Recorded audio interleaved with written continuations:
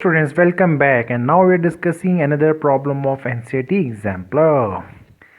So ये question क्या बोलता है? At t minutes past 2 p.m. the time needed by the minute hand of a clock to show 3 p.m.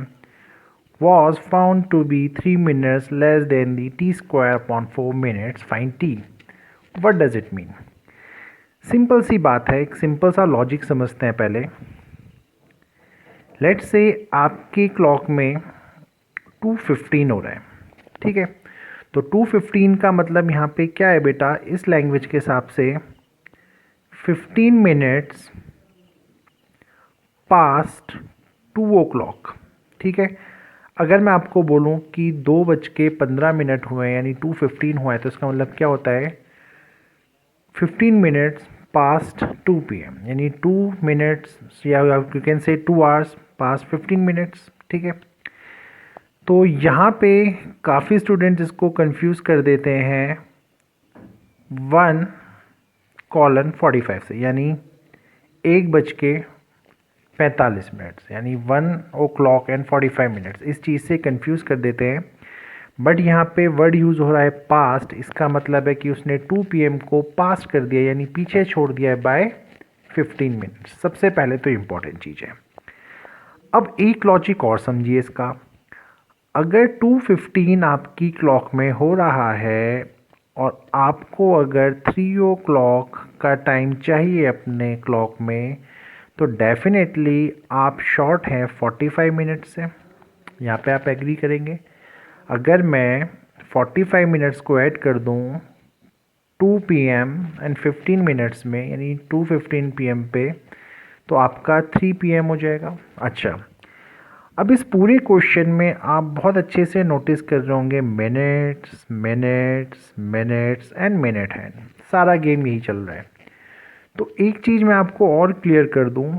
अगर मैं आपसे बोलूं 2 o'clock से 3 o'clock में जाने में अगर 60 मिनट्स लगते हैं और आपकी क्लॉक में ऑलरेडी 2:15 शो हो रहा है, इसका मतलब 15 मिनट्स तो ऑलरेडी कवर हो चुके हैं.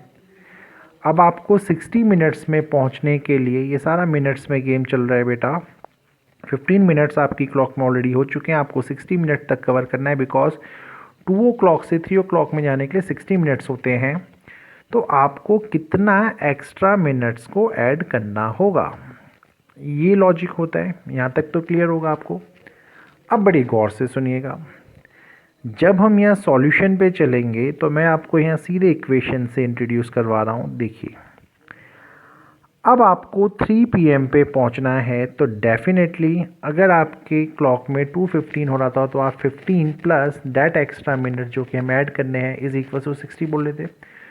तो सिमिलरली यहाँ पे जो इक्वेशन बनेगी, क्योंकि 2 पास्ट t मिनट्स है, तो इस t मिनट्स में कौन ऐड होगा कि आपके 60 मिनट्स के इक्वल हो जाए.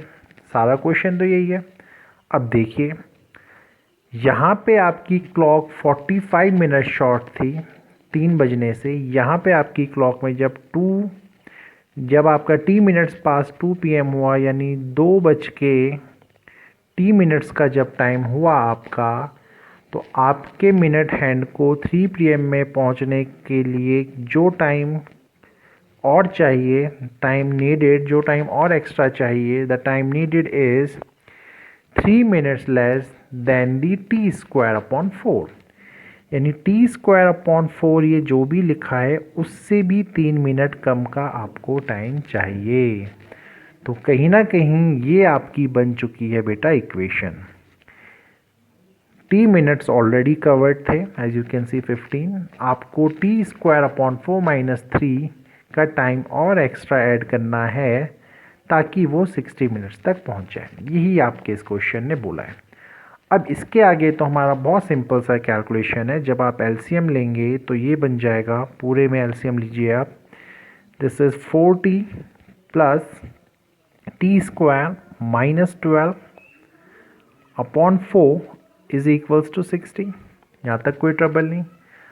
इस 4 का मल्टीप्लिकेशन अगर आप यहाँ करवाएंगे तो ये कन्वर्ट हो जाएगा बेटा आपका 4t plus T square minus 12 is equals to 240. ठीक है। इसको जब हम यहाँ शिफ्ट करेंगे तो यही इक्वेशन आपकी कन्वर्ट हो जाएगी T square plus 4t minus 252 is equals to 0। यहाँ तक कोई ट्रबल नहीं होगा आपको, ठीक है।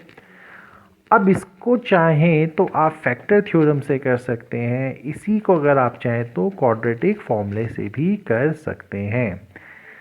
अब इसके अगर हम फैक्टर्स करें तो फैक्टर करने का क्या मेथड होता है, अगर मैं इसे फैक्टरेशन से करूं, स्प्लिट करूं अगर टर्म्स को, तो यू कैन सी 252 अपॉन 2 से डिवाइड किया, ये 1 हुआ, ये 2 हुआ, ये 6 हुआ, फर्दर 2 से डिवाइड किया, ये 6 हुआ, ये 3 हुआ। अब ये 2 से डिवाइड नहीं होगा तो आपने 3 से किया, ये 2 बना, ये 1 बना, फिर 3 से किया और ये 7 बन गया। यहाँ तक भी कोई डाउट नहीं होगा, ठीक है बेटा। अब आपको एक ऐसा कॉम्बो देखना है, अब आपको एक ऐसा कॉम्बो देखना है कि जिसको मल्टीप्लाई किया जाए और प्लस माइनस किया जाए तो आपका 40 आ जाए। डेफिनेटली यहाँ से जो एक कॉम्बो इजीली दिख रहा है दैट इज 2 इंटू 7 14 और 2 इंटू 3 इंटू 3 यानी ये और ये 18। अब 14 इंटू 18 आपको 252 देगा और यही जब आप फैक्टर में कन्वर्ट करते हैं तो अगर मैं T square plus 18t minus 14t minus का 252 इज इक्वल्स टू 0 में इसे कन्वर्ट कर दूं तो कोई ट्रबल नहीं होना चाहिए। फैक्टर हमें करना आता है बेटा जूनियर लेवल से। अब यहाँ अगर मैं t कॉमन लूँ, ये बनेगा t प्लस 18, यहाँ पे माइनस 14 कॉमन लिया जाए तो ये भी बनेगा t plus 18 is equals to 0।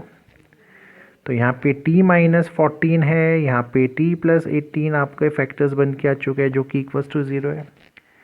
यहाँ से जो t की वैल्यू आएगी वो आएगी 14 मिनट्स, क्योंकि सारा गेम मिनट्स में चल रहा था, है ना। अब अगर यहाँ पे आपका t माइनस 18 भी आएगा बट टाइम कभी नेगेटिव नहीं होता, तो इस वजह से सिर्फ कौन सा केस कंसिडर्ड होगा यहाँ पे, t इज इक्वल्स टू 14 वाला।